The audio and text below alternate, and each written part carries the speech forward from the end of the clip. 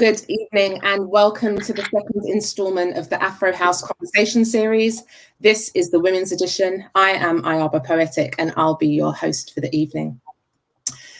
The producer and I spoke about doing this show about a month ago. It was during... Guys.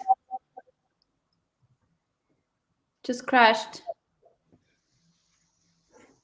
Who's that? Was that me that crashed this, or did everyone crash? No, we're all good. We're live. Sorry. All good. All good. It's flowing. It's good. It's good. The producer and I spoke about doing the show about a month ago during International Women's Month. And since then, we've seen trending news stories around violence against women. It's nothing new that women in creative industries over-index on experiences of inappropriate behaviour and gender bias. Last year, the AFEM launched the Music Industry Code of Conduct, which includes a 3-step action plan and accountability framework for sexual harassment and gender discrimination. We're here to have a warts and all conversation today about what's been done, what we are doing to support and create safer and more equal spaces globally for the next generation of women entering the creative landscape. We're also going to explore allyship, what that looks like, how men can develop a more inclusive and accountable environment for women and gender minorities.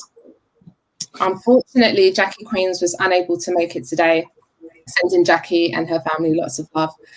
Today, I am joined by Primrose, DJ from Josie Nights, Bediane, DJ from Josie Nights, also audio engineering student and self-proclaimed beauty addict. Paradise Sound System, Sarah J. Nicholson, founder of Africa Rising Music Conference and also artist manager to the brilliant Imaginary Friends. It's Aries, DJ, presenter, curator, educator, and self-proclaimed food addict. She's a woman after my own heart. She became very strong. Nicki Monty, DJ, producer, and founder of Soul Tech Sound, and Grammy-nominated singer Anane Vega, DJ and CEO of Nulu and Nulu Electronic and founder of the Nulu movement. So I'm going to head straight into it now with the first question. I think I'm going to point this question at Aries just to get us going. What issues do you feel we're facing in the music industry, Aries, and how are these nuanced as women and gender minorities? Oh, that's a very good question. And I mean, coming from a UK perspective, definitely there's a lot of cliques. Gender as well, big. I think slowly and surely we are seeing a lot more diverse female DJs, particularly from, Asia, from Africa, from the Caribbean. There's definitely been a push for it. There still needs to be more, and in terms even of the music as well, we're a lot more diverse. But I just feel like with promoters in particular, they need to be a bit more open and have the tools to research the new talent out here. Because there's so many female DJs around the world, not just the UK or in America, they're everywhere.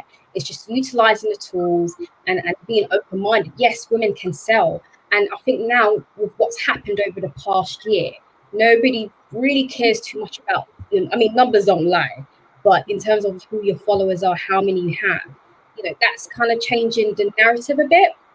So I definitely feel like there's still like an open, more diverse range of female DJs out there, but there's still a bit of more work to do, definitely. Thank you for that. And Anane, I'd love to get your perspective. You've had years in the game and have seen a lot of change, I should imagine, over those years. What are your thoughts and feelings on this?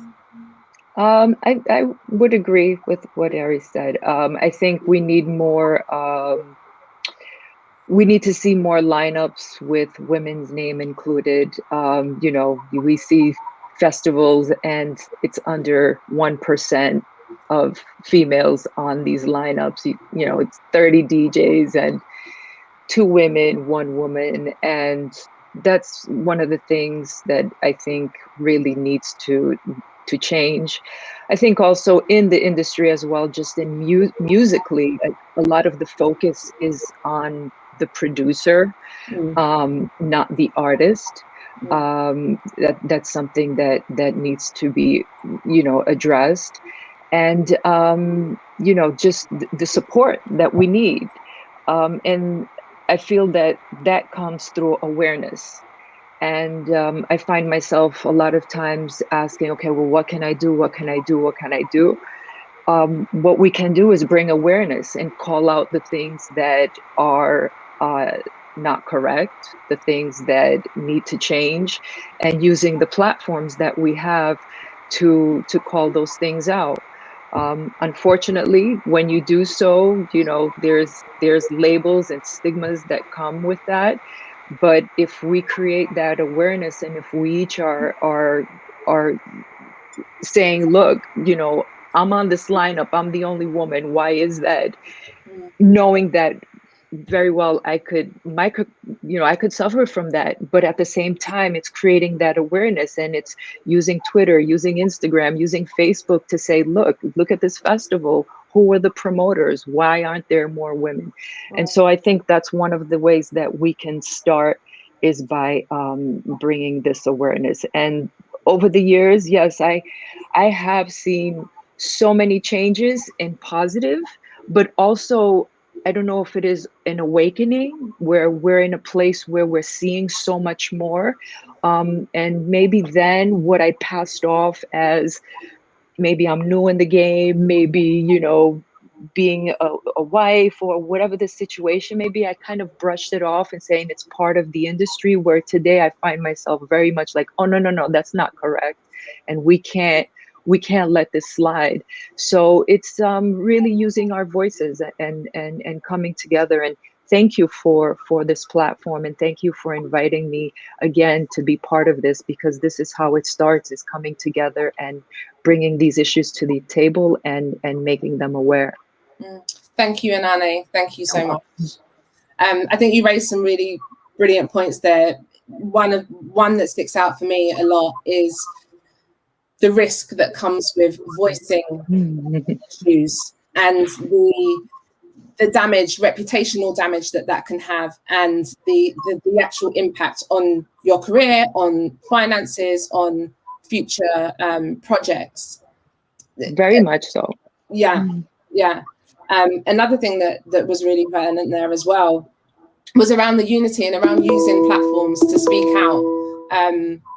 And I think that segues quite nicely into the next question, which is around the Me Too movement. 2017's Me Too movement. A lot changed and a lot happened around kind of empowering women's voices because of that movement and because of the direct access that we have to different communities. Primrose, I'd love to get your thoughts on what you feel has changed since the Me Too movement.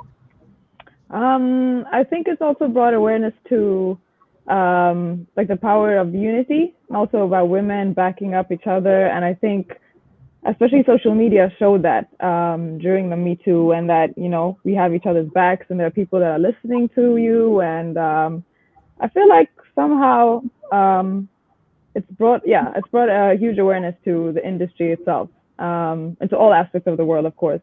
But I really thought about that in terms of like unity and how it can be very lonely as a female, like in your country, in your city, etc. So I really feel like the power of social media and everything is so important, especially in this, because it's so important to have this backup. And that's why I love this conversation as well, because I've always felt like I've spoken to Beryl about it before, that we need to be bigger. And especially if you feel small in your genre or whatever it is, like there are people out there in the world, and, you know, it's a much bigger place than to fight against trying to get the spot amongst these men that maybe not opening the doors that we want. So yeah, I definitely feel that. But I definitely feel it's been a bigger impact.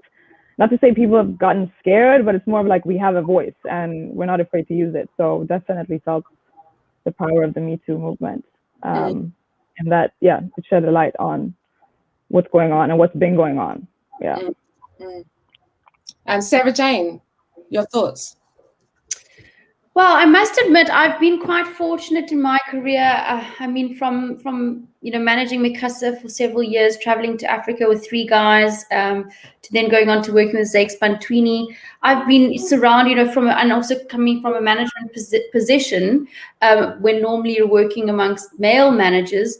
I've been very fortunate. So I must admit there are, I know that this is a massively important topic, but I think it's very important also to pinpoint where there are success stories and where there are men that are standing up for a woman and treating them in a certain way, or in the correct way, and allowing them to shine amongst all of the the conflict that we face on a day-to-day basis with the sort of the male counterpart. And so I have been quite fortunate, although I've recently moved to Berlin from South Africa, and I moved into a position where I'm working with a group of men, and I've been quite active in resourcing and trying to put females into new positions from a label management perspective, and they've been quite open to it. And so for me, although it is a struggle and it is a constant, I'm part of the She Said So movement, as well as just set up the Women in Music chapter last year in South Africa, and setting up one in East Africa currently. I must admit that I feel like there has been a shift, and I think that it needs to be pointed out, and we need to at least voice that those that are doing the work it's seen. And I think, and it's appreciated, and we must encourage it. And so from my side, as said, it is a struggle, but I feel like, we must also identify those stakeholders that are amplifying our vision for unity and trust amongst, peers and gender equality. Yeah, I couldn't agree more. What does that look like for you? Where have you seen that? Well, as said, so when I moved over and I moved into an office of only men, and I said, well, there's no females in this office, it would be great to, and immediately that was really embraced and incorporated into at Paradise. It was incorporated and embraced, and now we've just put out a call for a new member, and it is specific to females as priority. And that for me is just, it's unbelievable, because I know I'm going to get hopefully someone that's flipping organized, because the females we just have something when it comes to being organized, I feel. And yeah, I mean, of course, we speak to promoters, and it is a struggle for promoters to find female producers, and not to say that they shouldn't. Yes, they must do, they must go above and beyond to find female producers, or female artists to fill those lineups, but it's not easy. And of course, you're looking at finding offering a quality lineup, and then offering a lineup that maybe you have 60% and not 50-50, and that is something that I know the Berlin Music Commission here is also very supportive, and it is something that is on the top of mind for a lot of organizations, but of course there's a fine line between that has to be played until we get to a point where our executives and our artists are on the same playing field when it comes to expertise and quality of the output, and that I think is going to take a bit of time. Can I ask what is hard to find? Hard to find? Yes, you said it's hard to find that balance. What is hard to find? You mean female acts? I was just kind of curious what you were saying is hard to find. Hard to find the acts that haven't been supported along the way, and that aren't as high or at a point of these male acts. You have so many male acts that are doing so well. They've got the numbers, they've got this, they've got the following. And our female acts haven't been supported like that. They haven't been brought up. They haven't been, so those acts that are coming under are not in your face, or they're not, as readily available to the promoters. So they have to dig, and they must, but they have been suppressed. So they haven't had the opportunities for growth like those other female counterparts. That's what I mean.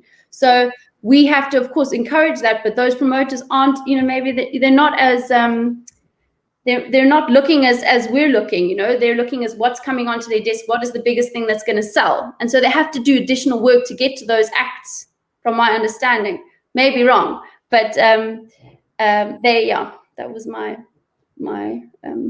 explanation. Anane, would you like to build on that? Thank you so much, Sarah Jane.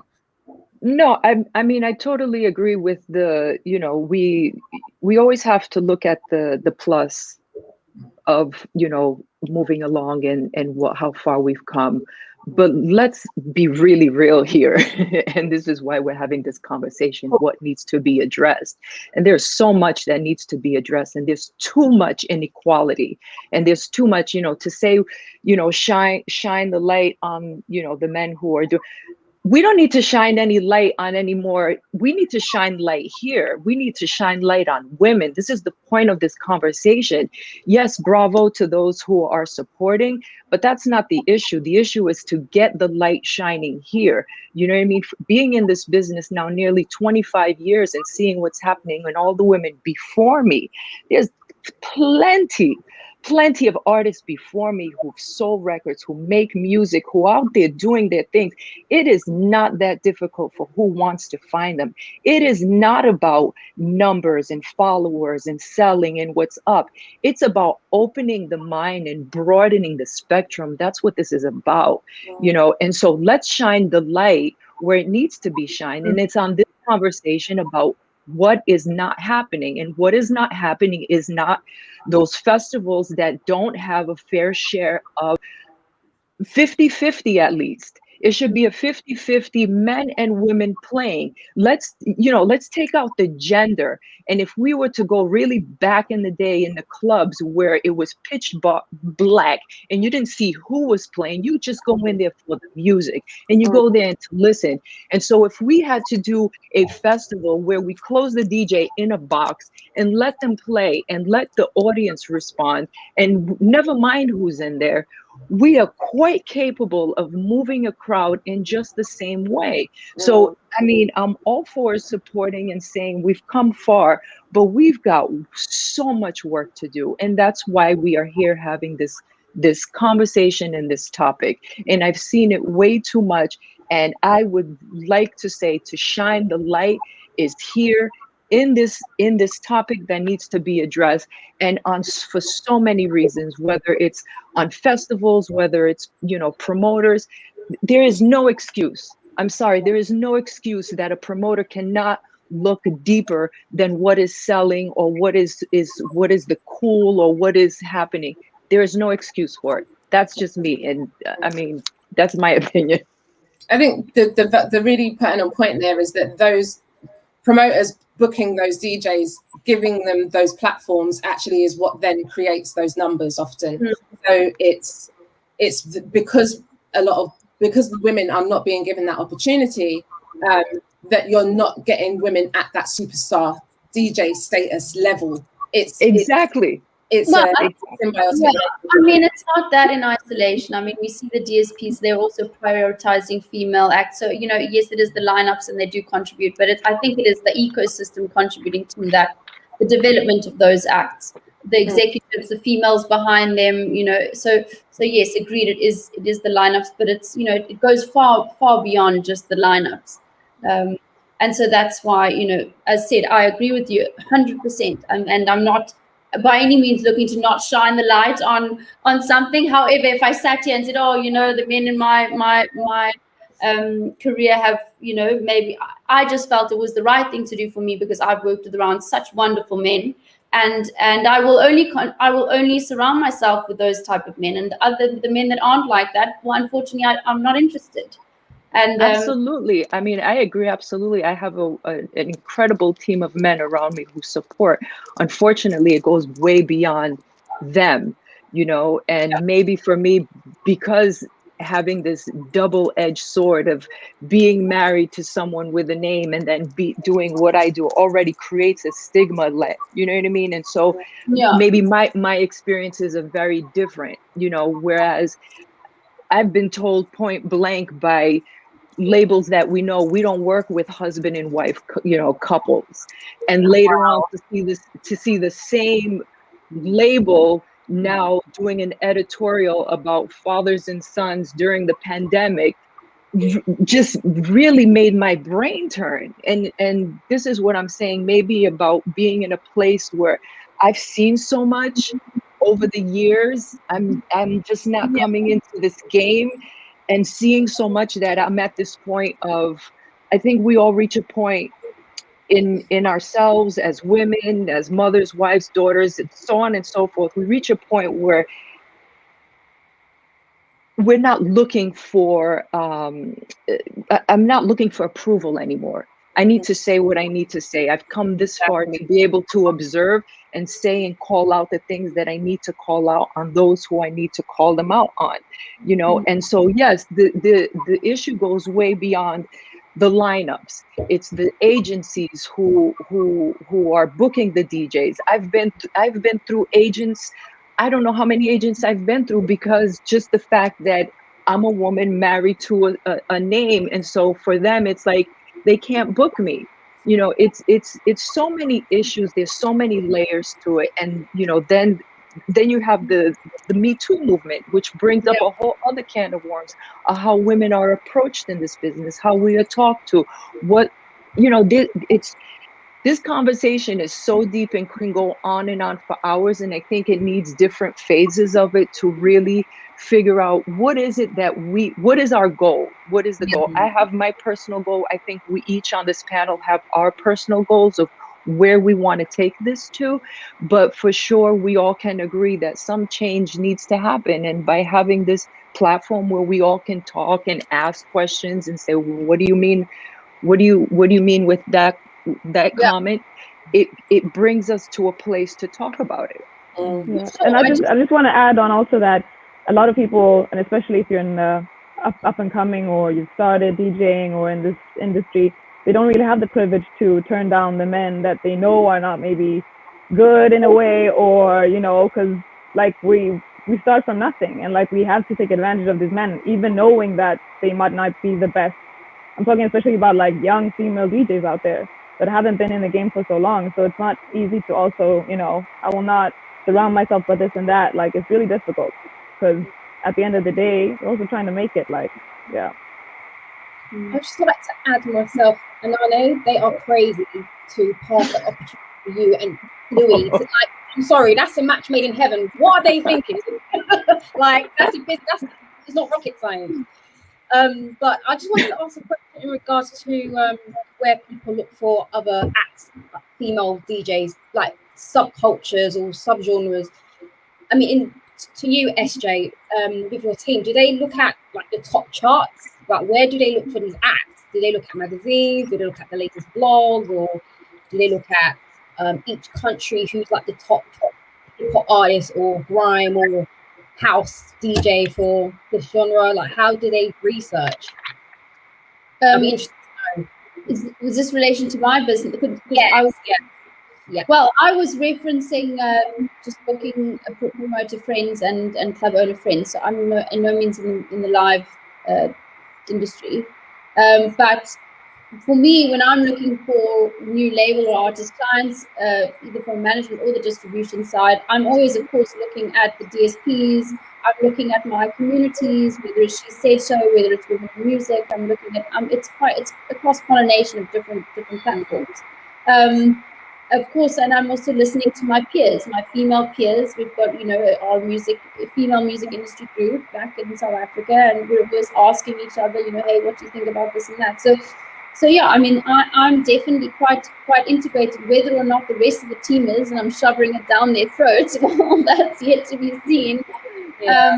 But it's a good question. I mean, how are we supporting these young acts? And it's not only the acts. And this is the thing with Africa Rising Music Conference. It's the executives. It's also the executives. You know, it's those managers, those, you know, young publishers. It's the young label managers. It's the publicists. Okay, yes, females, most of the, you know, more pure female publicists, at least in South Africa, than males. But, you know, it's because that's where we're incubating this. You know, the talent is there, and there's lots of talent. But how are we getting those young executives educated? I specifically have quite an issue with South African talent being developed to a certain level by an executive on the ground in South Africa, from hustle and, you know, just pure determination, and then handpicked by an international manager, be it a male, Rock Nation, and so on and so forth. And it's all good and well to come with the international muscle and the money, but how are we getting our South African executives to develop outside?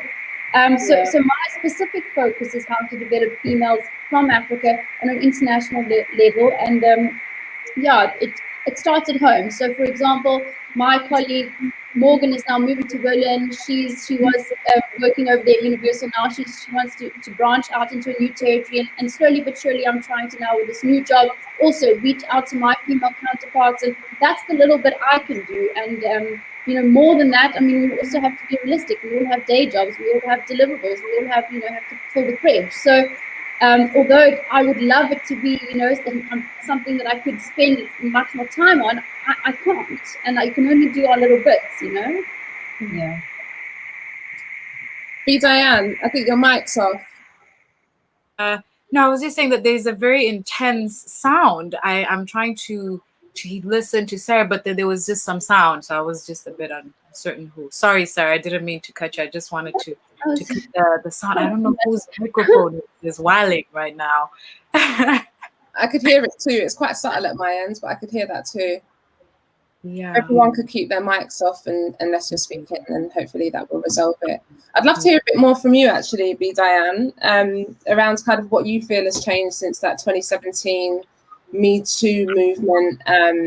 If you have observed anything in your world, running Josie nights and promoting and DJing internationally, what has that looked like for you? Wow, where do I begin? I agree with you, Anane. It's for me, it's just pure laziness. Most of the time, I just feel that when it comes to some of the things we've been discussing, why women are being excluded, there's never really a good excuse. It's just always a bunch of bullshit. So I have to say, from my own experience, I started Josie Nights in Oslo, and that was really, really challenging because we literally had 2 clubs that were focusing on electronic sounds, and what I experienced was that none of them took me serious. They would exclude me from things. They would always come up with excuses. We even have a very big festival. I don't know if it's good for me to mention the festival, but I feel that a lot of the festivals in Norway also supported these men. And some of these festivals are actually run by women, where I felt that a lot of these women didn't even want to listen to what women like me had to say. And I had a very, very bad experience actually with a very, very, very, a very known DJ, a DJ and producer that traumatized me. There was a point where I felt that there's no point in even talking to anyone about this and my experience and the trauma that I experienced with this guy because we played at the same festival. What happened was I actually suffered for almost 2 years where I felt that no one is ever going to believe me. No one is ever going to listen to me. And then the Me Too movement happened. And I have to say that it made me feel so happy because for the first time in so long, I felt like, wow, someone might actually listen to me. There are people out there that are interested because there were so many women that were coming out and sharing their experiences. And I actually shared what I experienced with a couple of friends of mine that are also well-known DJs. And what I experienced was they would listen to me, they would tell me how horrible and that I have to be strong and all of this. But then a week later, I would see the same friends licking the same guy's ass. So I would always feel like, okay, the Me Too movement really opened up doors for people to actually, for a lot of women and mostly women, to actually be able to voice up and talk about their experiences without having to feel belittled. But at the same time, we still have a long journey. I wouldn't say like, oh, we're there. I still feel that there's so much, like, I would say last year, 2018, there were so many women that came out in regards to all these male DJs and producers that were rapists, predators. It was such a thing, like I would be like a month or 2 where people were talking about it. But what happened? Like those guys still, they were getting booked. They were headlining. They were playing everywhere, Croatia, Italy, all these big festivals. Nothing happened. So I also feel that people that are booking, all these booking people, can they just pay attention? Like, if you now see that this guy, someone has pressed charges, this guy raped women, why are we still booking this guy? Why is he headlining there?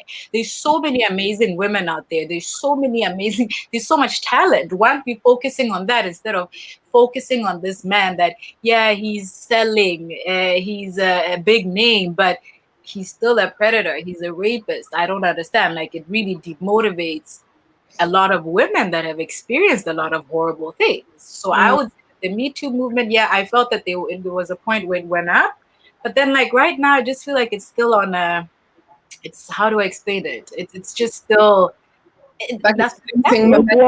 lukewarm. Yeah, it's just, like nothing is happening. So that's what I feel when it comes to the Me Too movement. I mean, we literally just opened up the door a little bit, but we need to open up the door completely. And it is very scary. There are many times where I've actually had, when I've had moments where I'll tell a male friend of mine that I know is working with this person, where I would feel like, okay, I don't know, do I say this? I mean, this could also damage my career. This could damage my reputation.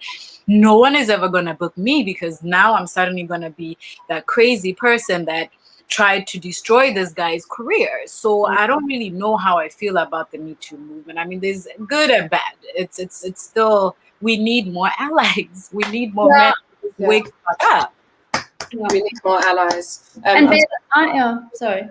I just wanted to take a moment to acknowledge what has happened to you, and to kind of just express my love and my sympathy. And I'm really sorry that you had that experience. As women, as sisters on this call today, I know that we collectively feel that way. And I'm so sorry. I think this is a good point as well. I was going to save it until the end, but the Association for Electronic Music have created a sexual harassment support service. It's in conjunction with Health Assured, and they provide confidential expert counselling to anybody affected by sexual harassment in the electronic music industry. That's amazing. While I'm introducing this now, because I felt like it was the right time to do so, that doesn't negate the fact that you haven't had justice. Okay, so this line exists to support women, but actually what we're speaking about today is how these incidents then can be reported and acted upon, as opposed to just the lip service of the Me Too movement. So I think the point that we're all kind of acknowledging is, yes, it gave women a chance to use our voices and collectively come together and feel empowered to do so, but what has come of that? And I think that's the point that we're at now. Yeah, and I mean, just I wanted to just add something, and I really hope that there's some people from Oslo or Norway that are actually watching this, because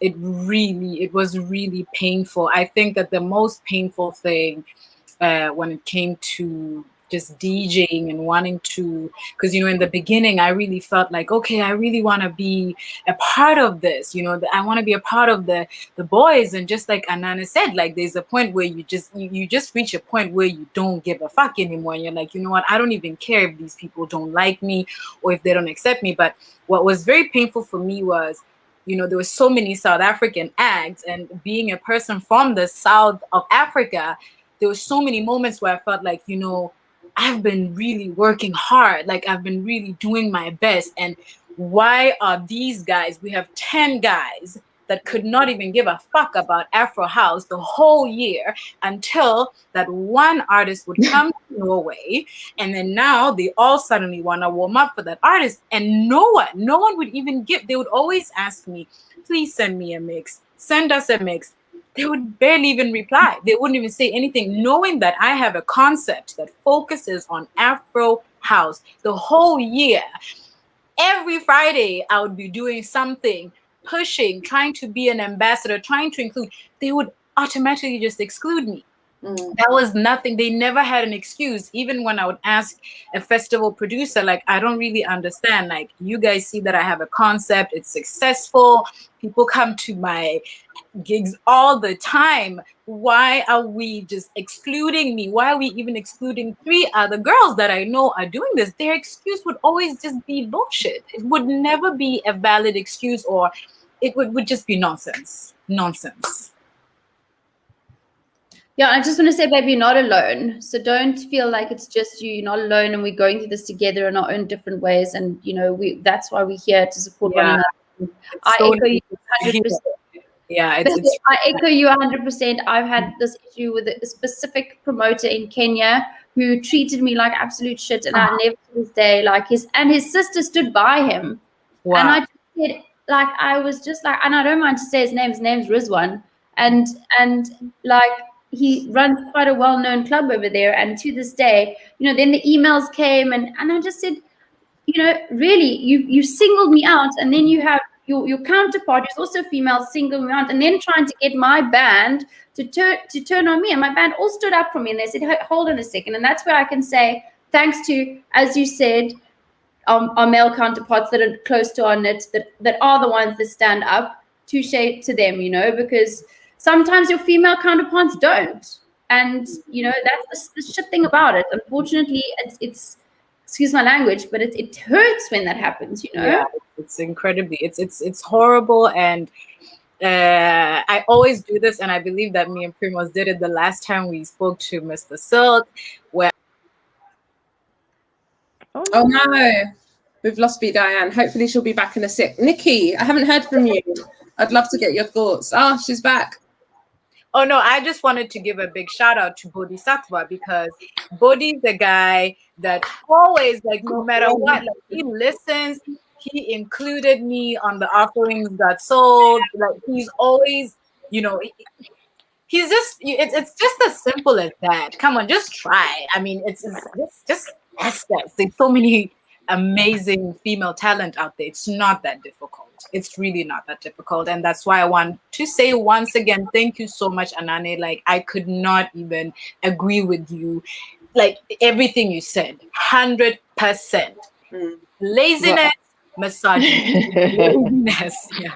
I just want to express my deepest and sincere. I mean, I'm sitting here composed, but inside of me, I'm on fire. And I swear, sometimes I feel like I'm the only one, and sometimes I feel like, okay, maybe it's time to leave this whole industry altogether. And then moments like this happen where it confirms why I'm here, and there is such a bigger purpose. And I think it comes down to a lot of it in knowing our own purpose and what we're here for. And yes, we do music, and we're creators of music, but I think, for me at least, I can speak that there is a higher calling in all of this. And maybe because of what I've experienced all my life, and from very young, I'm a survivor. Let's say I'm not a victim, I am a survivor. And so in saying that, I come, fully charged. And my question is always, what can I do? And what do I need to do? And how can I make change? And I think it goes back again to this awareness and not being afraid. And having this courage, and having courage really means stripping all of you down to your bare bones, and having courage to face what comes out of that courage. And sometimes what comes out of that courage is not what we would like.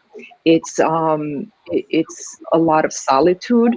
It's a lot of being put down. It's a lot of looking at side-eyed. It's a lot of even being doubted when this truly happened.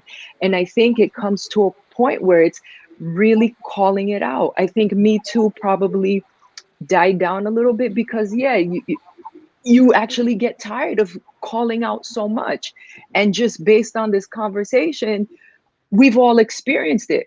We can all say how beautiful things are and how, I've been lucky. And yes, I have been lucky.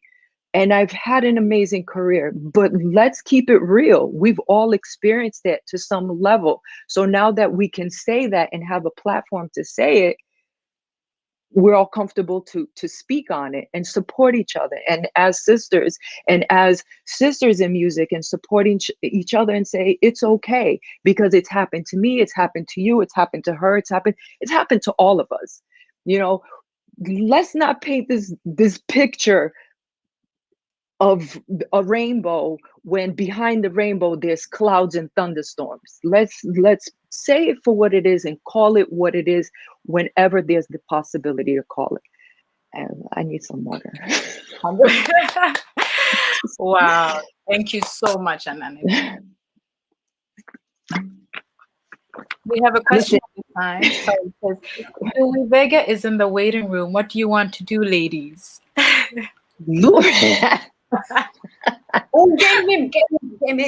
Speaking of amazing support, and Louis supported when we had, we went back 10 years. 10 years ago, Louis and I had we wanted to do a ladies' night called Golden Ladies at CLO in New York, and we brought myself, Alternate, DJ Curly from New York, and we did a night, and Louis been a huge advocate and supporter, and thank you, Louis. Hi, Louis. Welcome. Welcome. Thank you Louis. so much for supporting Anane. You're on mute, Louis. Oh, here I am. Hey. Hi, everybody. What would you like to bring to the space? Hi. Thanks for inviting me. Anane said, "Hey, come by, hit this link." I'm like, okay. I said, "Oh, I'm in a waiting room," but this is one I get. This is. It's tough things to hear for me. I'm a guy who grew up with 8 sisters. I have 4 on my father's side, 4 on my mother. So I've been around women all my life, and I have an incredible wife who's been there for me 100%. I see the things that are happening, and I'm here. I'm an ally, and I want to help. And there's been some instances. We just had one last week where I was booked for a festival. And I remember Anane coming online and speaking about this, and it stuck in my mind. And I looked at the festival, and I didn't see not one female in the entire festival. And I went to the owners of the festival. I said, "Listen, what's going on here?" I said, "Why don't you have?" I told my agent, who relayed the message to them, and we were going back and forth. Mm-hmm. And I said, "Why don't you have any women in the festival? There's so much talent out there. Why?" And next thing you know, after that, all of a sudden, now they're starting to book women, but I don't understand why I had to remind them. Exactly. Tell you about it. You should know it. Come on, there's so much talent out there. On our show on Roots, we of course, you all know it's a Women's History Month here in at home. I'm in New York, actually, in New Jersey, and for our show that Kevin Hedge and I do on WBLS, we have all guests coming on. This entire month, and we just had Anane and Shonda Trent, and now we're gonna have Natasha Diggs and Zinley, and also those are the 4 that I chose, and Kevin chose another group of amazing, talented female DJs and producers that are on the show. So, I'm trying to make a difference, and I see what Anane goes through, and it's true what she's saying. Everything is not, as dreamy as everybody thinks it is, especially, she's my wife. So, I can't even talk to anybody to get her on something. Everybody thinks I hook her up with everything, but actually, It's has her own music. She's got her own thing going, and it's amazing. I've seen her, 10 years with Nulu and with her DJing, and she's done everything on her own. I'm so proud of her. So I want you all to know that nothing is impossible. You can make it happen, and I just want you to know that I'm here and I'm supporting the ladies, and whatever I can do, I'm here for it. So whenever I see something like that happening, like I saw with that festival, at least I'm able to speak to these guys who run it, or whoever it is that runs it, and I let them know, and I have to let them have it. I will, because it's important for me, for all these amazing, talented ladies out there to have the same the same exposure that we all have. You know what I mean? And it's so amazing, because just like it's actually that simple. Like, if all the men in the industry could just do something just as simple as that, it would make such a huge difference. We're not asking them to move heaven and earth. It's like you go to a festival and you're part of it, and you're like, okay, you know what? something's not right here. We're just 90% of this festival is just men. You just question the bookers or question, or you just voice out, why don't we have more female talent here? Like, there's something wrong about this. That's the only thing that needs to be done. It's not the only thing, but it's just as simple as that. If some people find it very difficult, because some men will be like, no, but what do you guys want us to do? We really can't do. No, it's actually that simple. You just voice out, you just question, why is it like this? By the way, can I just say something? I don't know if you've heard that remix with Kabza De Smalls. They did a remix of London Roots. It's amazing. You should listen to it. Sorry, let's go back to what we're talking about. Yeah. I'll call my funny and tell them to send it, Oh, it's amazing. Yeah. Sorry, let's go back to that. Yeah. All right. Well, I can hear you. SJ, you're on mute, darling. Sarah Jane, you're on mute. Oh yeah, no, and I said, and we just launched African Tales, Floyd Levine's new label, so check that out too. Okay. No, it's brilliant. I love it, utilizing your time. I think one of the really important things, and something that has to be acknowledged here, is somebody of your status and caliber, Louis, using your voice and then actually using this platform to let the world know I am using my voice. It's not a passive act. It's something that has to be overt. It's something that we have to kind of come together and commit to. I think this is a really nice segue as well, because next up I'm going to talk about allyship. I frame the question in this way, but we can take it wherever we want. So there's a popular and reactive narrative that men are now making space for women in the industry. The question was, is this what we want? And better yet, how are we interpreting the act of making space? And I felt like that was a perfect segue, because there's making space, but then there's also direct action. Yeah. And I think direct action is what you've just demonstrated there, Louis, by saying that, you spoke to your agent and you raised these questions because it was an issue that there were no women on the bill. Let me put this to you, Nicki. We haven't heard from you yet, so sorry, it hasn't been deliberate. What does that look like for you, making space? Well, thank you for having me on, first of all. I'm sorry I had some technical difficulties. No problem. For me, I've had a very interesting time so far in the industry. It's been over 20 plus years, but a lot of people don't know about my background aspect and how I came into it. But right now, because of all the things that I've experienced, I feel the best way to empower people and women in general is to make sure that they have an awareness and understanding of what they're even stepping into when it comes to the music industry. For example, I've had to turn down contracts because I don't have a quote unquote name, and because I do many different genres of music. I don't get a lot of opportunities. I've been turned down because people say that I look a certain way. I've been refused opportunities because I don't play the type of music, or I don't have the look, because I cross between Afro and techno. Nicki, I'm really sorry to interrupt you. I'm having really a bit of trouble hearing you. Is there any way that you're able to adjust your mic? Let me see. No, there's not really any way. That's better already. So maybe I was too far back. Yeah, so that's better. The opportunities that I've been denied have been based on my sex, my genre, my look. I mean, there's been a lot of different things.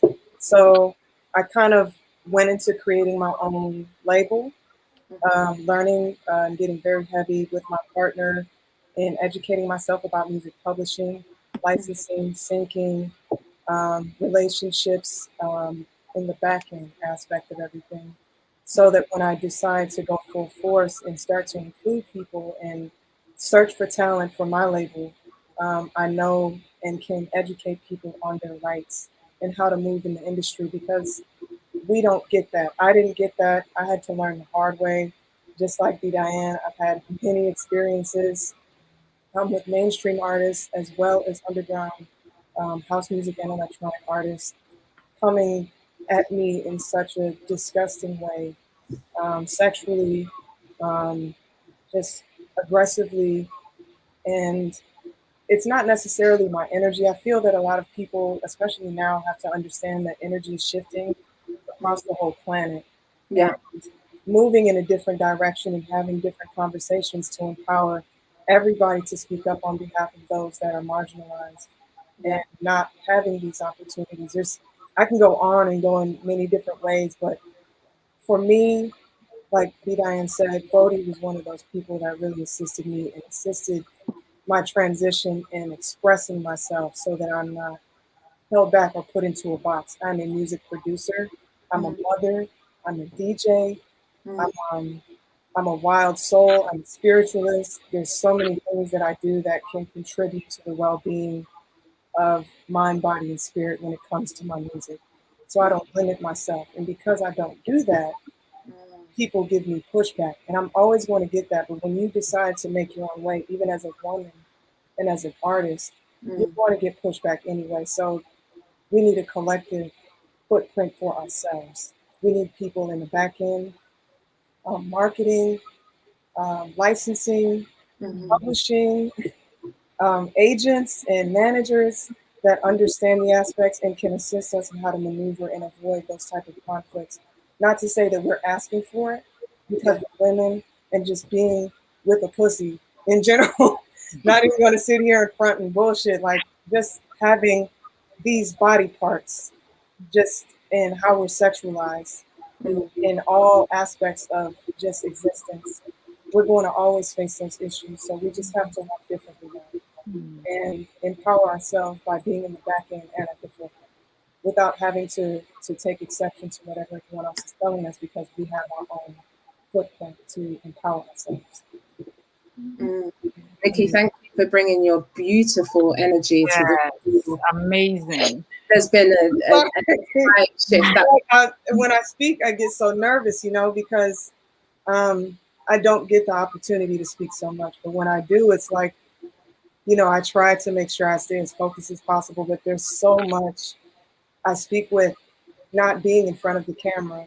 And I've heard so many stories, and it's like, it's so fucking frustrating. Yeah. Sometimes I just want to just stab somebody, because these are people that I know and people that I don't know, are even the aspect of having friends, being associated with people that are doing these things to women, and we hear about it and no one's saying anything about it. So if we continue to have these conversations but start to move forward in a positive direction and actually holding people accountable, I think that's the real thing, like holding people accountable and not having any fear of speaking about that. So I encourage people who have gone through things to speak up or to put an awareness out so that this doesn't happen to other women. Like, we all need to really be having conversations, period. So this is great. So thank you. Period. You really are embodying a really, really beautiful, calm, direct energy, and I just want to acknowledge that. I think one of the really good points there that you made was around accountability. It's not just about making space. We will take space, but accountability is required before we can do so safely.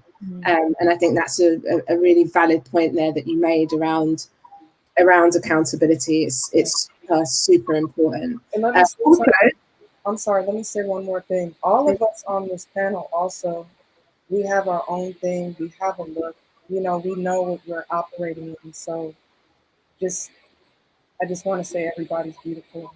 Everybody's had their experiences, and there's no need to feel any shame or any guilt or anything.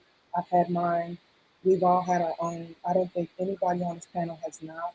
So if you ever want to talk about anything, I'm here.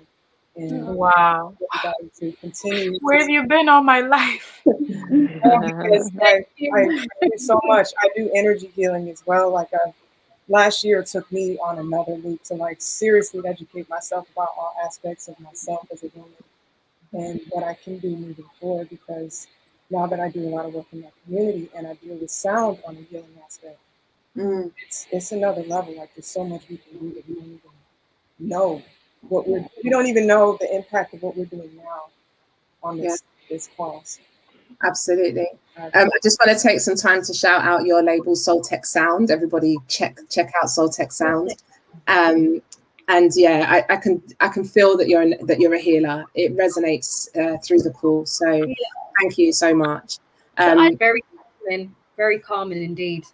Yeah, and I just wanted to say, so this resonated with me so much and actually demonstrated. I went to a womb healing sisterhood session last week here in Berlin, and they actually talked about exactly what you've demonstrated, and that's the power in the power that comes from our female being. And it's not, about pushing to be more masculine, be more male, be more heard, there's so much power in us as vulnerable females, of caring, beautiful souls, gentle, beings, that we sometimes are, I find sometimes you're pushed into trying to be more masculine, and you've just demonstrated, and thank you, like that's that power, and that's so beautiful. And it's us holding space for all women, isn't it? It's us holding space for the hyper effeminate. It's us holding space for the masculine identifying women. It's us holding space for trans women in the industry who, unfortunately, we don't have representation today on this panel, but we absolutely are speaking about gender minorities and women as well. Anybody else on kind of how you interpret the act of making space and this popular narrative around making space for women? I would like to add in the business side of things, because you know what, we are gifted in the qualities and skills that we have to, embrace ourselves on the stage, on the decks, as a producer, as a writer. But I think there needs to be some sort of more access and opportunities for women to get behind, like being a lawyer, music lawyer, working in publishing, working as a general manager for a label, because those roles we normally see men, and it's a lot of women, they don't see they can get to that stage. I mean, one thing I can say, I'm lucky because I also work in a team in a music tech company. I won't mention now, but mostly the seniors are women, and it's great, and it's very diverse as well.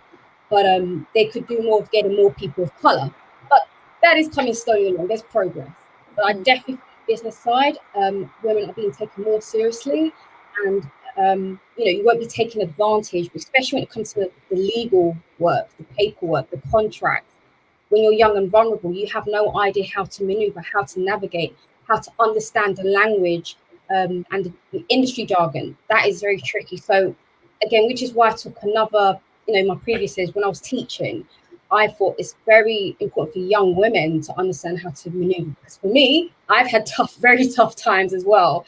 And you need to know what you want, understand the terminology, and don't be afraid to ask questions. Because, don't get me wrong, there are some good people in the industry as well. But really, you've got to be open-minded to whatever opportunity comes, because I feel like with women, sometimes they can be shattered, like in the sense of they're not given as much opportunity as the same as the men. Automatically they'll think a male is an A&R. There's many talented female A&Rs out there who have good ears and can find talent just like that. So I think to change the narrative, be very open to the idea. Yes, a woman can be an amazing producer. We've got some producers here. I know so many female producers who are talented, crazy talented. But again, you don't see them getting as much opportunity. So it's good for more women to, challenge those narratives that we can't do those particular roles as a producer, as a general manager, as a lawyer. There. And, other women who are filling those roles, they are out there. You just, I guess, need to network. Again, that's another skill we need to really participate. Even this right now is networking, but get into the habit of meeting people and just understand how to do business. That's something I think with more women can really get involved. But again, that comes with opportunity and give that, that path to follow that. Hope that makes sense. Absolutely makes sense. We actually had a question earlier around kind of what support there is for women in the industry, women artists in the industry, what networks are available. Feel free to share right now, because we have this platform, we're having this conversation. Let's talk about it. Yeah, I mean, sorry, before I jump in, just to mention this, She Said So, I'm part of them. They're like a global female network. They've got bases in Berlin, LA, New York, London, South Africa, all over the gaff. So guys, and use the opportunity. There's another company called The Debrief. They're based in the UK for women of colour, all walks of life. They just launched, I think, last year. So another good organisation to look at. And I think Jackie Queen's organisation, is it Bay Electronica, right? Electronica, yeah. So that's my free. I'm done now. You're on mute, Sarah Jane. Well, I'm always on mute. That's exactly. There's also She Said So is amazing. There's also Women in Music. So they've just set up in South Africa, and if anyone wants connection with their local setup, they're global, and they're also just a group of amazing people. If there are any females that are interested in a label management job, I've prioritized label managers, only female label managers for Paradise's next role. So I can connect. Whoever wants to connect with me about that, please do. You will be prior over men. My founder is watching this, so he has to stick to his word now. I just wanted to say on that front, I mean, we're all doing our part, and as said, we are networking now, so maybe there is a way in which we could move this forward. I would be readily available to do mentorship or assist, where I can in developing a younger executive. So I definitely would put my hand up if that is needed at any stage. I'm very willing to offer some time of mine. And we'll absolutely link all of these through the Drum social media. So look out for kind of posts afterwards, and we'll link all of these organizations. Anane? Yes. Do you have any organizations that you'd like to shout out? I don't have any organizations. I haven't been able to be involved in any organizations. I just find between creating music, running both labels, running the brand, it's hard. My dream is to start my own organization. That's what I'm working on. AnanesWorld.org is what I'm establishing, is to start something and start a mentorship at some point. It's just that, we wear so many hats, and we try to, give the proper attention that we need to what we do, so we don't find ourselves running ragged, which I think tend to do normally as women, is try to conquer everything, and then we can't focus on one. So that's something eventually, but I just made note of the organizations that were mentioned just now, and we'll have a look and see what I can do to help. My thing is always, as I agree with Nicki, it's self, it's the power of self, and understanding ourselves and what we want to put out there.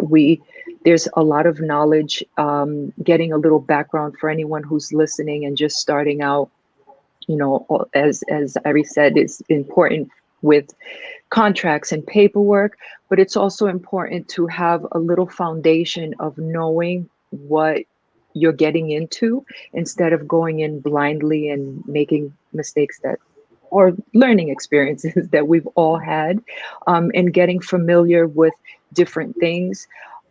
As much as we don't want to agree that, or image and business, we're in the entertainment industry. This is what it is.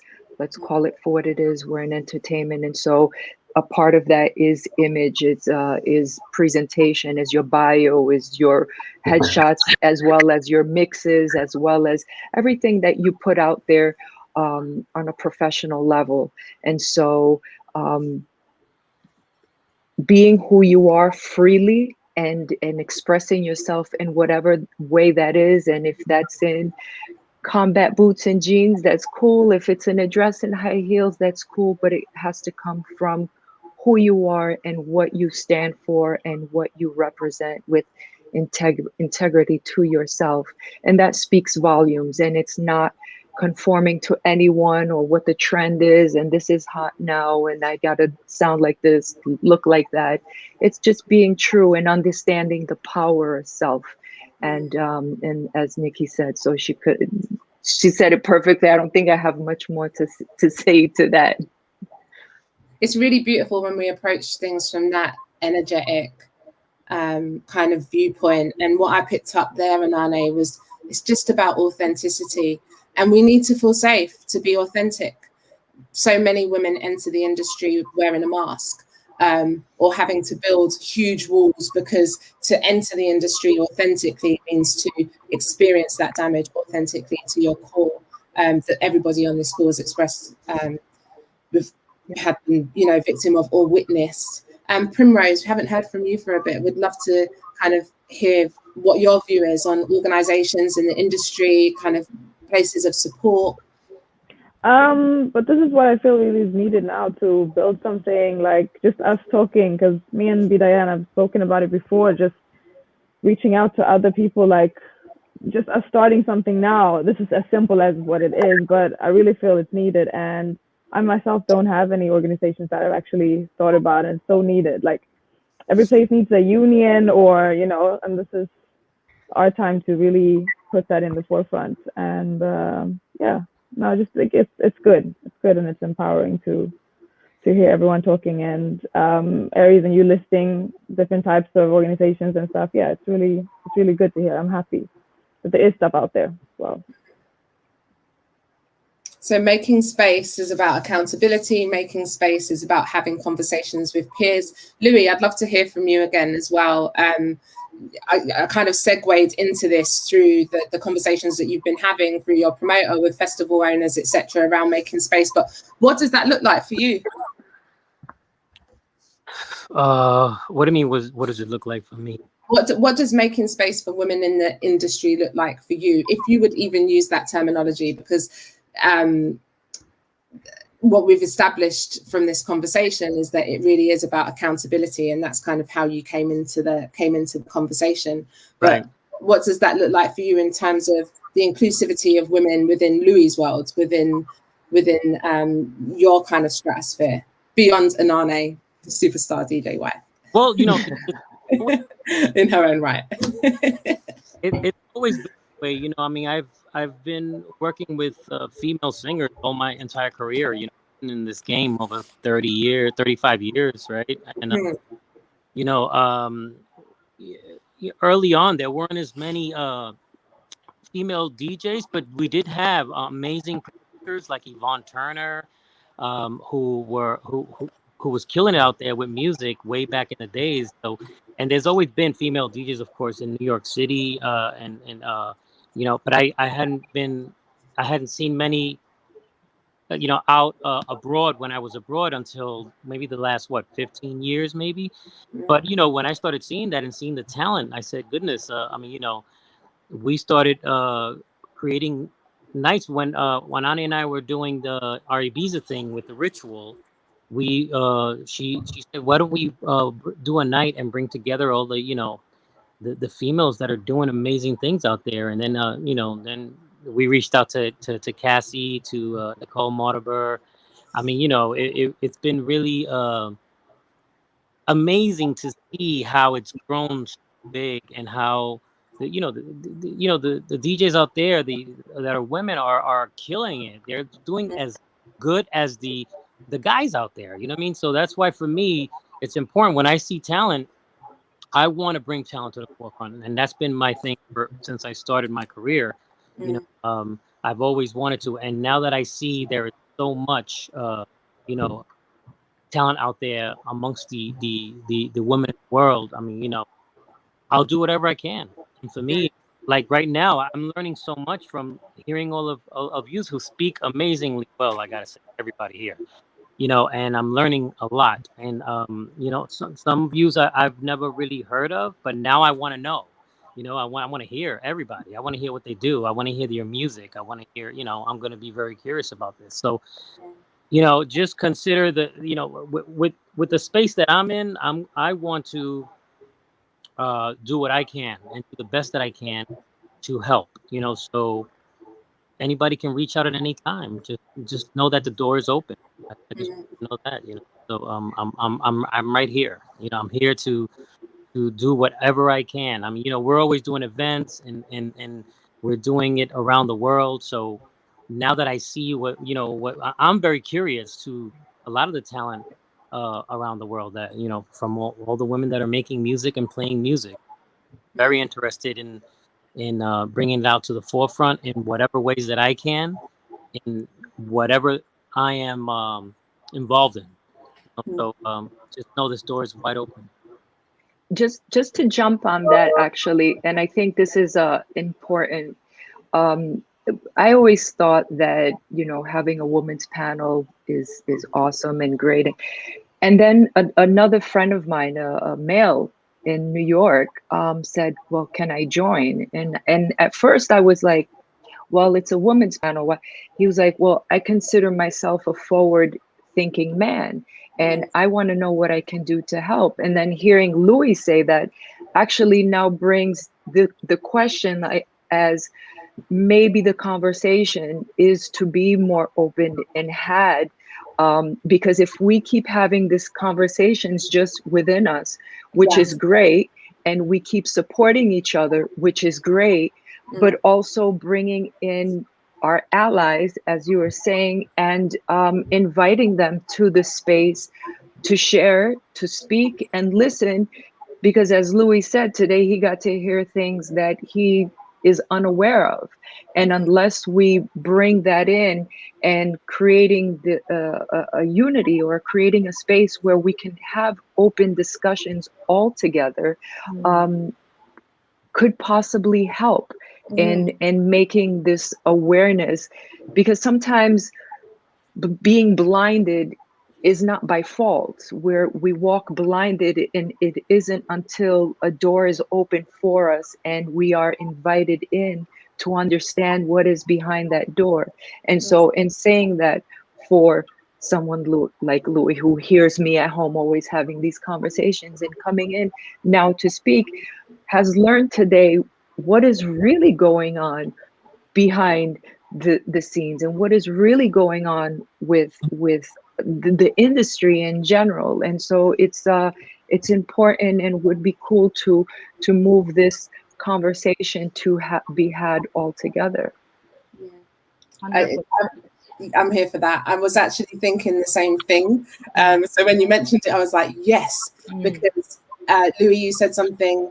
You said that you're here and you're listening, and I think that in itself is that's where the conversation needs to happen. To your point, Anane, that we need to sit down together and have conversations together and work towards atonement in that way before we can even progress beyond that space. But I do feel that this conversation here with us is so important today, even to get to that point. It's like incremental steps, isn't it?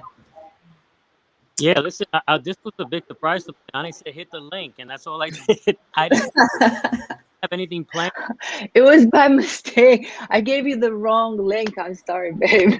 So I'm really happy that I got in, because I got to hear everybody speak here, and I learned a lot today. Really, I'm touched by some of the things I'm hearing. I'm a little bit sad about some of the things that I heard. And I'm happy about other things that I've heard with the talent that's here and what you all do. From what I heard when I heard you speak. But I'm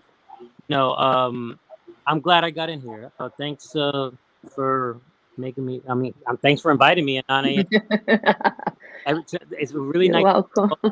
But here, and I'm just like my mind is turning right now. It's just this is the first time I got to hear anybody speak like this. You know what I mean? So thank you, everybody.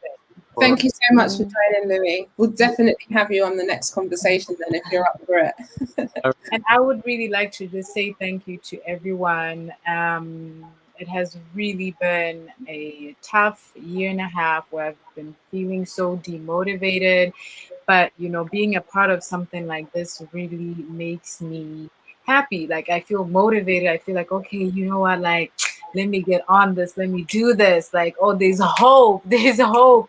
There are other people out there that understand. They can relate. And I really, really agree with Anane for the 100th time about including men, male bookers, male DJs, just including them in the conversation, because we will just keep talking and talking about this, but we need to also include them so that they can also hear us and understand, okay, damn, this is what they're going through. Like, you know, like you're saying, many of them might not even think about it, even though I feel it's some of it, it's laziness, but sometimes they just need to be included in the conversation. So I just want to thank everyone for really speaking out and just, you know, sharing everything. It really means a lot to me.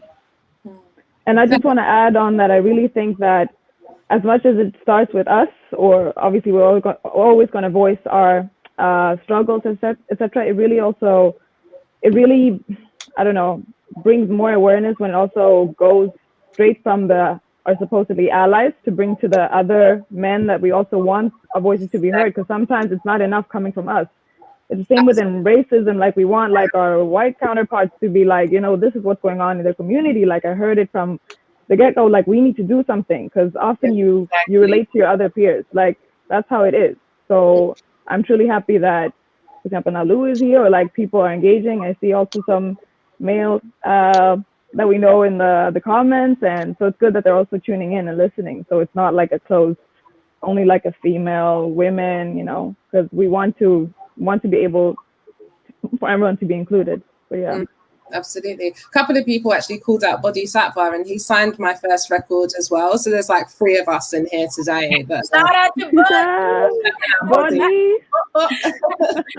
But also shout out to Mr. Silk and Drums Radio, guys. That's also yeah, definitely. Out Drums Radio, love him. Can I say something? Yeah, of Say course. something. So with the release I just did through the label, Bodhi actually executive produced one of my tracks. I was actually in Amsterdam in 2018 during ADE, and then I went to Portugal. I met his mother, his booking agent. Everybody was so Keisha.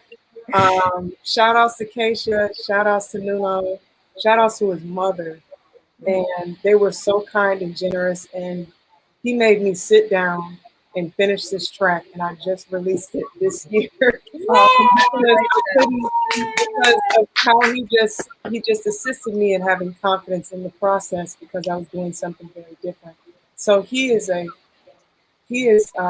great person to speak with regarding mentorship, how the business works on the back end, the pitfalls and the light that's in the industry right now. So he has advised me and helped me stay the course in what I was doing. So I will always shout out Bodhi. He's our spirits, you know, what we do as far as assisting and empowering people with the conversation.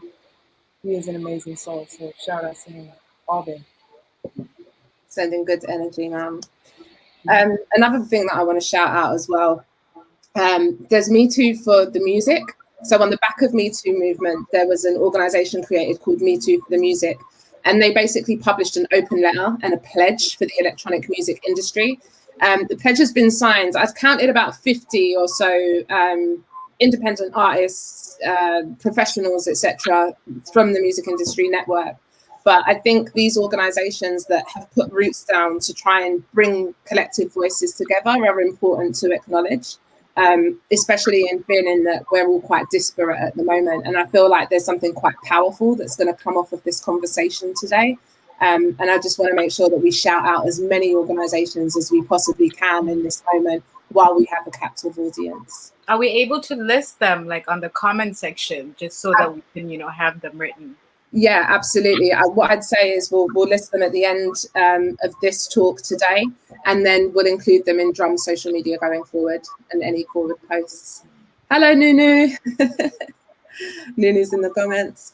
The next question, what conversations are we having with men in our own social circles now? So Anane and Louis have spoken quite openly and candidly about the conversations that happen between them, but what conversations are we having with men in our social circles? I'll put that to you, Aries. Well, I always send, you know, for example, mixes or any new music coming out. I mean, with my social circle, a lot of people come to me for new house music, what's coming, what's coming. I'm not trying to be sexist, but I do send them a lot of female stuff because I'm trying to push the cause out there. Affirmative action. That's the whole point. Right. Secondly, I send them to other platforms. So there's like Traxsource, because a lot of people do not know what Beatport or Traxsource are. There's also fashion music bloggers, and this is for everybody. There's a company called Distinger, so it's DSTNGR. They're like a fashion music lifestyle blog, and they, do blogs on new music mixes. It's run by one of my good friends, and they are amazing. They got good readership. They're out there. They're very regular, very sleek with the design, and they are all about exposing new music, especially from the African realm, from the house realm, alternative realm. Please look out for Distinger, DSTNGR. Distinger. So yeah, I always put people out onto like alternative platforms, because everybody just goes to the usual, mainstream publications, and people are getting bored. People are getting so bored of the charts. So I just send them what's out there. I'm educating people, and you'd be very surprised how people are so open to what's out there. Even the stuff I play in the clubs, people are now open. Young kids, you'd be so surprised. 16-year-olds are getting into soulful house and Afro house, and I used to have a bit of a fear, thinking, is this a bit too old for them? But you'd be surprised when I drop a Louis track, they love it, and I mix it with some Kuduro, they love it. So it's it's just mishing and mashing all my sources to the people that want it. So your conversations that you're having with men in your circles are around music, signposting to music, pushing people towards new music and female artists in the industry. Yeah. Primrose, I'd love to hear from you on this. Well, the same, or just mostly talking about the industry itself and really not being afraid to be vocal about what's going on, and just pushing like new acts and everything forward, and really talking about what's going on. I think that's very opinionated in what I talk about, like on a daily. I work with human rights, so it's just like definitely always fighting for the gender inequality and everything, and just talking about it, but really just making people aware and just giving my research or everything that I look up or find, and just sharing it. I think sharing is really like the love language. Sharing. Yeah. And there can be a lot of fear that comes with having these conversations, as we've touched on multiple points today. Definitely. It can be difficult. And sometimes the most difficult conversations are those that we have with the people who are closest to us, or calling out inappropriate behavior from family members or colleagues, where we might witness it. Does anybody have anything that they'd like to touch on around that? Sorry, Nikki, you can go. Oh no, I actually wasn't really related to family members, but I've had, I would say, like probably 5 or 6 times where I've met a booking agent or a festival producer that I would really respect, and I would have a conversation with them, and then we would talk, and then they would suddenly name drop my predator. Like, you should really work with him. And then I'm always, I've always had that fear of like, damn, but like this whole conversation just died now because you're glorifying this horrible person, and how am I supposed to break it down to you? That for me has been, I think, moments like that has been very difficult, where I've really felt that, okay, it's really, really, it's tough. Like I can't even, where do I even begin? I'm sorry, I'm just going to exit the conversation, because you've already kind of explained to me how much you respect this person and how much you look up to them, and what a world star they are. So there's no way, like, what little me, what am I gonna say? It's not gonna really do that much, So I think for me that has been the most challenging thing.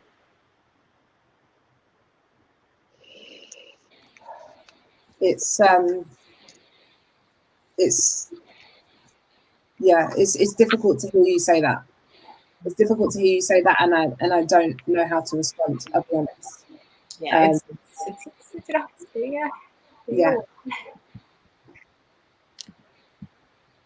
it's tough, but it's okay. You can go down.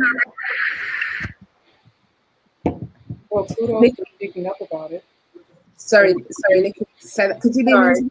Kudos for speaking up about it, you know, and honoring that situation and speaking the truth. I think that in itself is a motivating factor for a lot of people who have experienced that. So thank you for saying that. Thank you. You are very fearless to even be speaking on that aspect. So to break that silence, because we've all had our issues, you know. So I honor you for saying that, speaking up. Thank you. So don't be afraid to continue to speak up. Question from Silk. How do we ensure women feel comfortable having conversations regarding predators and men who have abused their positions?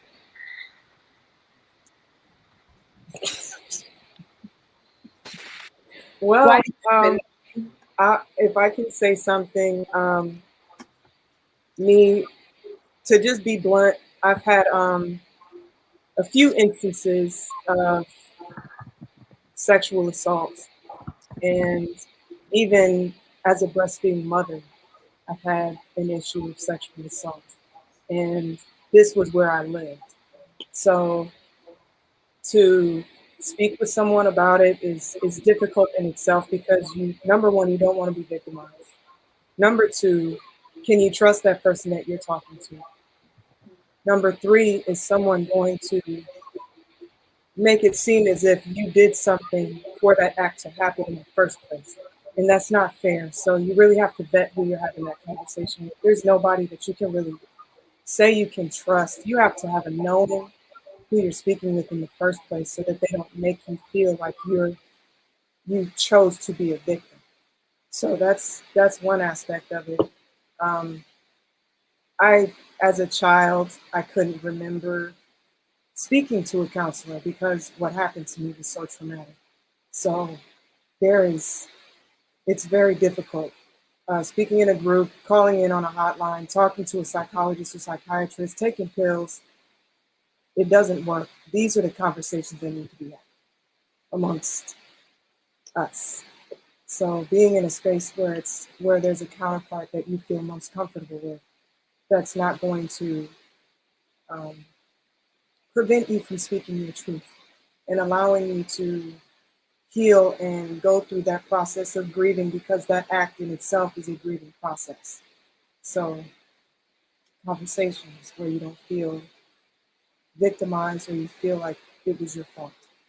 So, and even sitting in sessions myself, it's like, why am I being looked at as if I did something wrong? It's not how I dressed. It's not what I said. It's that person's shitty ass energy. Period. So it's hard to discuss, but we're not victims, as Anane said. We are survivors, and we continue to move forward. And so long as we speak our truth, that's the aspect of empowerment. So yeah, laying the platform for us to have these conversations is very important. And knowing the person that you're talking to can be a trusted source of acknowledgement and healing. That's what everything is. If that answers the question. I mean, that's the best I can answer. Oh, Ayaba, we can't hear you. Sorry. Okay. Just, am I on? No? You're on. Go on, Anane. Yeah, I think I just wanted to kind of piggyback off of that. I do believe in mental health treatment. I do believe in counseling. I do believe that it's a topic that's not really touched on and spoken about. I do believe it works. Like everything, there's, it's almost like having luck to find the right person or someone to speak to. I think before taking such a deep conversation and something so personal out into the public, or speaking with people you don't really know personally, I don't feel that's the way to go. I think there's a lot of healing first within, work that needs to be done within yourself to get to the point to be able to speak on it strongly, securely, and to deliver what you want to say. But before getting there, there's a personal work that needs to get done. And for me, it's professional. I mean, we go to our doctor for our bodies, we go to the gym for our bodies, we take care of our cars, our homes, our kids, but what are we doing about our mental health? We meditate, find all different ways for our spiritual health, but the mental health is something very real and important. And it's not drugs. I'm not an advocate for any type of drugs, but mental health is something that is as well very much needed, like any other health that we take care of.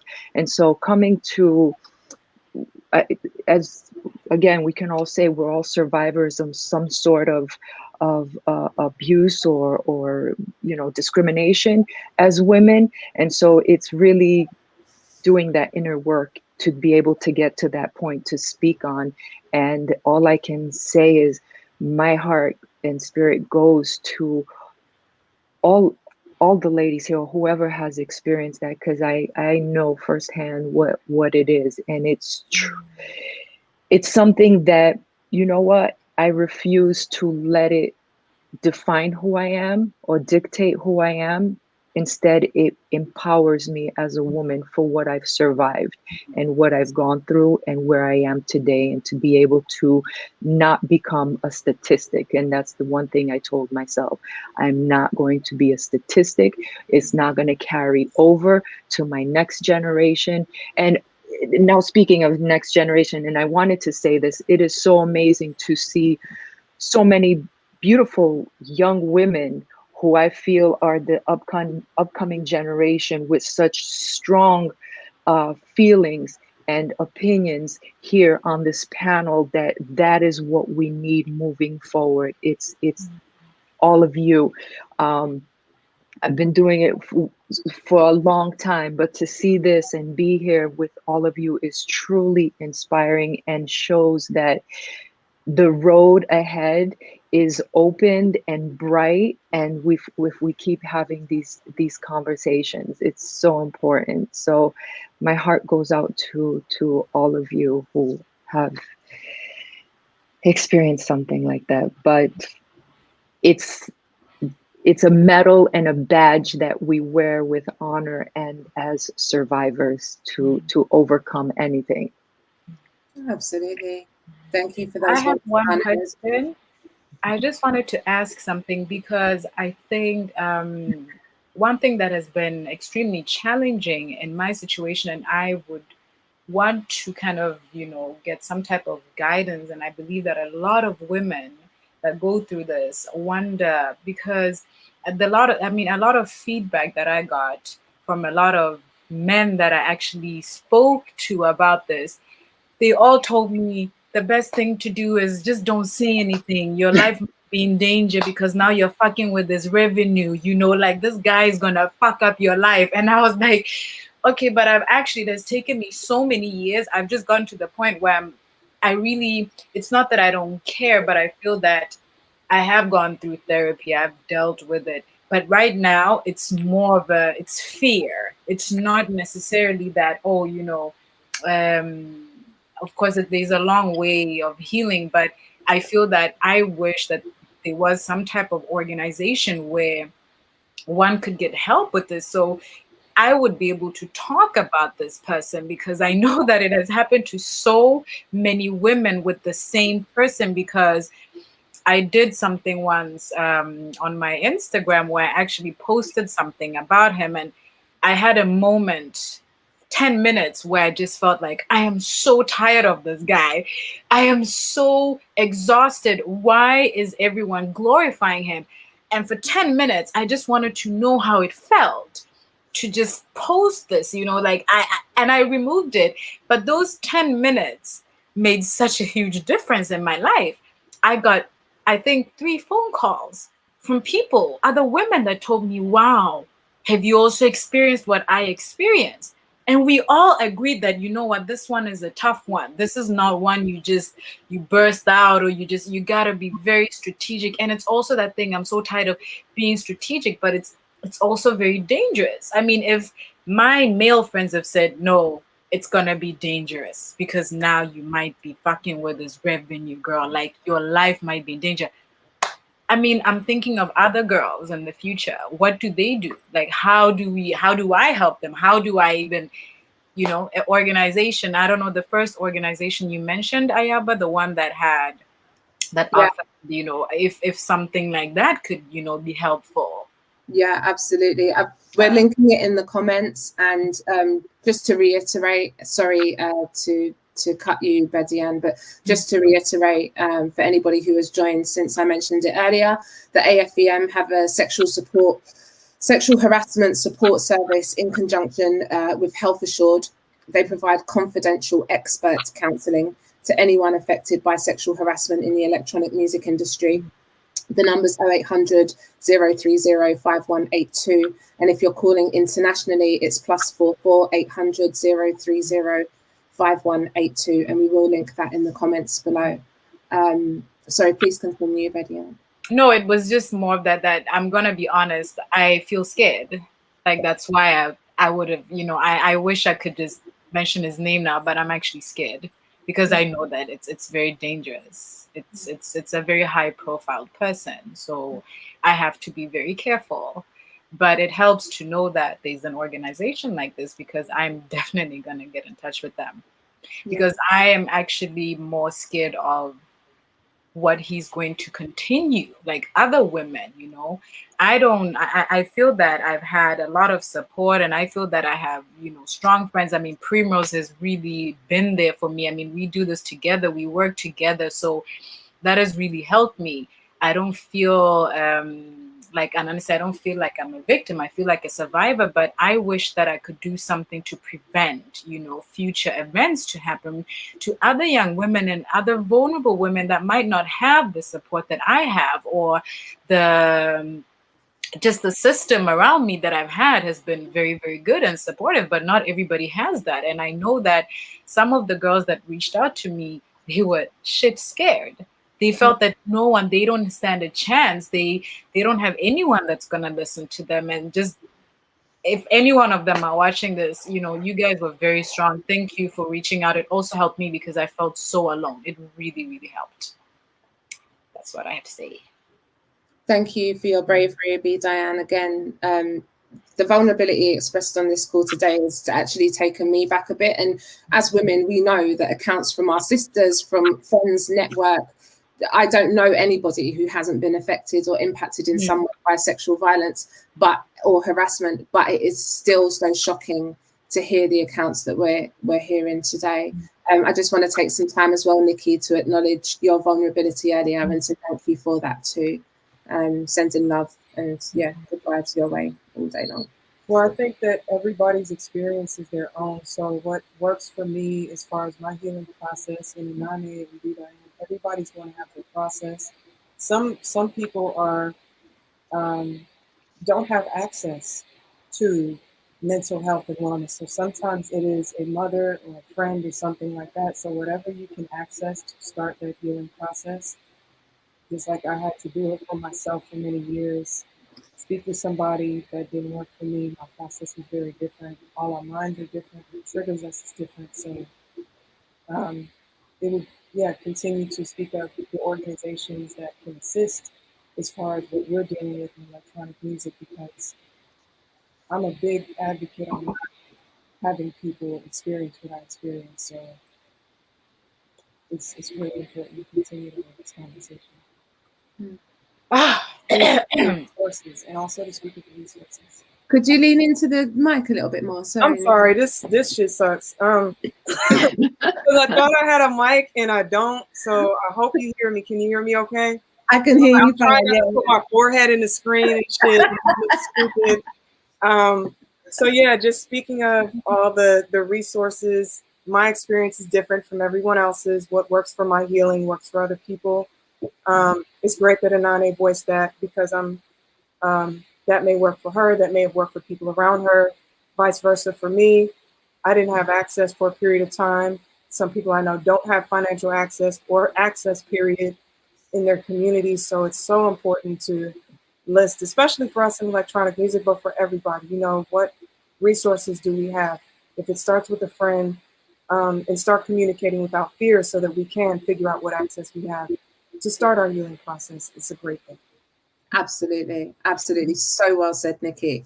I don't want to move this conversation forward too fast. If anybody else would like to speak on kind of conversations that they're having with men in their circles, kind of speak up now. And if not, I'll move on to the next question. I'm sorry.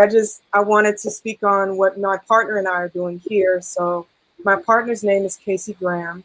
I'm more at a back end, like doing little stuff here and doing research and finding information and assisting him in the process of growing his own brand, because he's big on education as far as publishing, running record labels, contracts, and things like that. So his website is musicmoneymakeover.com. And he's somebody you can speak with for half an hour to an hour to help consult you on moving forward with your business. And because I'm the female component on the back end of this, you know, sometimes people aren't comfortable just speaking with men. They want to get a woman's perspective as well. So we're kind of working in tandem. It is his brand, but I'm just there on the back end to assist if there's any questions that women may have on how to run their label and how to move forward in that aspect. And that's what action looks like. I love it. Thank you, Nicki. Thank you for sharing that. We'll link that as well in the comments and in social posts afterwards. Is there anybody else who'd like to speak on conversations that they're having with men in their circles? No? I'm going to move on to the next question then. And this is for optimism. I want us to end this call on a good frequency. That's not to negate any of the conversations that we've had today, but I want us to look forward and really visualize what does change look like for us, and what actions, if any, following up on Nicki's point there around musicmoneymaker.com and has support for women who make inquiries there. What actions are we taking to achieve the change that we want to see, and what actions are we expecting to achieve the change that we want to see? Sarah Jane, we haven't heard from you for a bit, so I'll point that in your direction. Thanks. And thanks, guys, for sharing. Really, like, my heart is with you, and I feel a little bit gobsmacked actually to hear that this type of thing is happening. I mean, I don't have a close community here in Berlin of females, and I'm building towards it. So just to hear this from you guys is it's really just takes me back. So, question. I am actively seeking female label managers or artists or label owners. So I work in Paradise Worldwide. We're a distribution company, and I've just set up the African division. So we're working with the likes of Collective Toomstrasse, Boris Brescia, a whole lot of very well-known acts, but lots of males. So I'm looking for, we do King Street in the States. So I'm looking for females. I'm looking to empower them. I'm looking to put them in the front seat. Of course, we work very closely with the DSPs, and a lot of the female heads of African DSPs, i.e. Spotify and Apple coming up. So I'm looking for to actively empower and assist those female artists and label managers, and I will, where I can help, where it makes sense, I will push you to the front of the queue when it comes to, advances and assisting your label to further, its journey. So I'm active in that space. Could you expand a little bit more on like how you can help, what that looks like? So, how I can help is we're assisting in developing those artists and labels. So from a distribution perspective, we work hand in hand with those artists or labels. So we're artist centric, we're 100% independent. So we're able to mold our deals quite flexibly. And that help would be leveraging my male counterparts who have built the likes of Connoisseur Records and global pioneers in the space of electronic music, and leveraging their expertise in order to empower females, whether they be startup artists who have never released music, or whether it be a label who's really churning out releases each month. We have a service that can assist you in developing that, and we are very active in looking at trying to level the playing field. And we have many male counterparts. We have males label managers, and I'm trying to get in more females, hence the job that we have available for females specifically. That's sort of where my head's at, is trying to to have the label managers of tomorrow, or the label owners of tomorrow, you know, in the electronic scene or other genres be females. And, you know, there's no reason why we can't do it. And so, yeah, I come from a management space, again, being sort of traveling Africa as a female, going into, you know, likes of Nigeria and Algeria, and people don't want to talk to me because I'm a female. You know, it's like, you're not a manager, you must be the help, you know. And so now I've come into a different space and trying to, you know, trying to do the same thing I did in that space. So yeah, that's, I don't know if that answers the question, but that's absolutely. I just love your energy. It's so infectious. It's so vibrant and infectious and wonderful. We've spoken a lot about like 50-50 lineups. We've spoken about more female executives. You've really expanded on that there now, and accountability with men. Primrose, I'd love to hear from you about what your vision really looks like. Just to continue to uplift women in like our world, when it comes to sharing our music. Also, like between me and Bediane, like when we have our Josie nights, we always like tend to invite other women to the clubs, or just about uplifting and really showing the world. And especially coming from, I mean, we're based down in Scandinavia at the moment, but like we also have home in like Southern Africa, so really like bringing forefront where people might not see them on our side of the world, etc. But just really, showing the world that we can. There's a lot of us, and there's a lot of hidden talent, and we're out here, and just pushing everyone forward. So, I love that. Aries, what does it look like for you? Sorry, can you repeat the question? What does change look like for you, and what actions, if any, are you taking to achieve that? But I really want to focus on the visualization at the moment of kind of what change looks like. I just feel like there's a certain frequency that we can get on that. I would say probably like fees, especially the disparities between the males and the females, that needs to change big time. I've had a situation where I was actually playing internationally, and I was back in London, and this major radio station, Capital Radio, one of their major DJs, part of the Afrobeat scene, their kind of like consultancy wanted me involved in the show, and it was at the Jazz Cafe. And the funny thing is, all right, what's the fee? What are you providing here? No money. I was like, okay, you know, I get paid to play abroad, so this is my hometown. You not see my work, you know?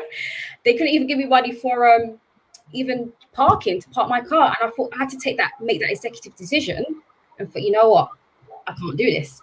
And they were saying things like, oh, it's good for exposure. I kid you not, there was no exposure on the event, so I made a very good business decision right there. And so I would say definitely the fee disparities between men and women, the respect, because we are just as good. Maybe not have like a big gang or, you know, all the boys around and everything, but that really needs to be looked at, because we've done the work. You know, you can look in our bios of each and every one of us, and we're just as deserving, you know. So the fees, I think that would be a good thing to change. And, you know, you have to stick by your guns, or have like a good representative to fight your corner. Yeah, absolutely. I think your direct action there was by turning the gig down, which good on you. I'm glad you did. Yeah. Anane, what does it look like for you? What's your vision? Your mic's off. The vision is that we see a big festival. It's 50-50. There's women headlining. We're having a good time. Everybody's playing. That is the future. And we hopefully this group together, and more work and seeing those names up there. That's the future, uplifting each other whenever we can. I'm very active on my Instagram, especially on my DM. If anybody wants to write me, have a chat, you can find me there. As much as I want to uplift and do what I can, but the future looks bright. I believe it's bright more than ever, and seeing this collective of women just confirms that. So I'm looking forward to, I would even love to be in the audience and dancing my way to seeing, women up there playing and just having a good time. And that's what I see what's going to happen. That's a beautiful vision. I'm getting downloads right now. I can feel it. I can see it. I feel it. I feel it. And I want to be in the audience. I don't even want to play. I want to be in the audience and feel that energy and be there. Well, actually, could I be behind the booth, and just dance back there? That's what I see. I love it. Changes is coming. I feel it. Change is coming. It feels like collectively, the collective global energy is that we are shifting. We're in a very uncomfortable period, and we're probably going to sit in this discomfort for a while. But to the point, Nicki, that you made, and Anane, that you made about self and about us really, it's energy mastery. It's owning our own energy. It's, as Aries did, turning down the gig when we're not going to be paid, really understanding the value that we hold to kind of push forward that change, as well as the direct action that the men in the industry need to take. So much of the discomfort that we feel is because I think that the changes that are happening are kind of gaining momentum. Nicki, energy, visualization, this is your, take the floor. This is your bag now. What does your vision look like? Let me avoid my forehead and shit. All this light on this thing. So with me having 2 daughters, I really feel that, I had to break the cycle to make sure that they didn't become victims or don't become victims. So I think the future looks like empowerment and making sure that there are women in positions of power, not abusing their power as their old counterparts have, or men, but just really taking into account like our actions, what we're doing today, to make sure that there is accountability for ourselves and how we move so that the future looks brighter for young women, and also educating men on how to maneuver themselves. For those of us that have sons, I have brothers, I have nephews, educating them on how the industry is, what it's looking like. And it's not just this industry, it's all industry. And also, working on ourselves on a daily basis. There is a threshold. There is an energetic field that we all walk with. So what are you allowing into that energy space? Because it's continuous. Energy is just, it never stops. It's always flowing. So always working on yourself and knowing what you want and then walking with that rather than settling, such as Aries said, and, owning your power, as Anane said, and not having any fear. So just making sure that you're surrounded by good people uplifting you and empowering you, motivating you, and making sure that you're walking in the truth and working towards that future that we all want to see. We all in balance. We're forgetting that men get abused as well. We're forgetting that men have these issues as well in the industry. So I think there's a balance that needs to happen. It doesn't need to just be female. We need our men as well to work with us, work for us, and vice versa. So balance is so important. And with all that collectively, I know that there's brightness and light in our future regarding that. And hopefully that this conversation is seen by those that can actually have that motivation to move forward in that aspect. So all of our voices are important. Absolutely. Thank you.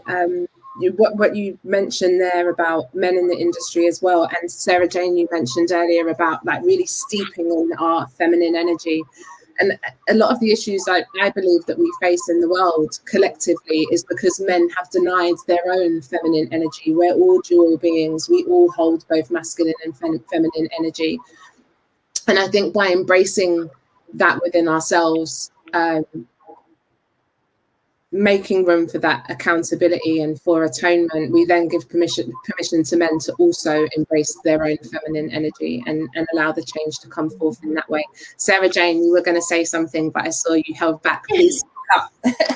And I totally agree. And next, Nicki, I think that there's also something to be said about reintegrating these offenders back into the community. And this is a whole nother topic, and I've been quite active in victor offender mediation back in South Africa with rape victims and perpetrators, and it is something that is a very important topic that needs to be discussed, because we are females, and that's that is as said, that caring, that forgiving, that nurturing. There is it's not just about shunning. It's also about how these guys that aren't treating us, either with respect or abusing us, that's a whole nother conversation. But I think it's important to be said that, it's not about shunning men, and men are this and men are that and they mustn't do this, and them never being able to be reintegrated. There is a process that needs to be identified in how to reintegrate these males who have been, maybe what are the causal factors to why they are acting the way in which they are. And I think, yes, this is, it's said, a different conversation, but it's something that should be addressed and needs to be addressed. Right. Absolutely. Also, I was speaking on not necessarily that aspect, but men who are victims as well. Yeah. There are men that I know in the industry that have been victims as well to sexual assault, and from men and women. So it's a lot that goes on behind the scenes that most of us don't even know about regarding men. And as far as integrating people who have done the abuse into society, I can't speak on that, but they are going to continue to exist. So how do we exist while they're existing in society? That's like you said, a whole other topic for another time. Absolutely. I have to close now. I could go on for another hour. I'm definitely going. Yeah, absolutely. I just want to say the most heartfelt thank you to every single one of you for attending today, for being so vulnerable, for being so open, so honest. These conversations are not easy to have, especially on a public platform. Links to all of the mentioned organisations and resources will be in the comments and also across the Drum Social. Massive thank you, Primrose. Massive thank you, Aries, Nicki, Sarah Jane, Anane, Bediane, and last but not least, Louis. Thank you for coming. Thank you for sharing. Thank you most of all for listening. Thank you so much. Thank you for hosting so wonderfully. Yes, thank you so much. Yeah. And I hope you. we can all do something. Thank you. This will happen again. Thank you. Bye. Bye. Bye, guys.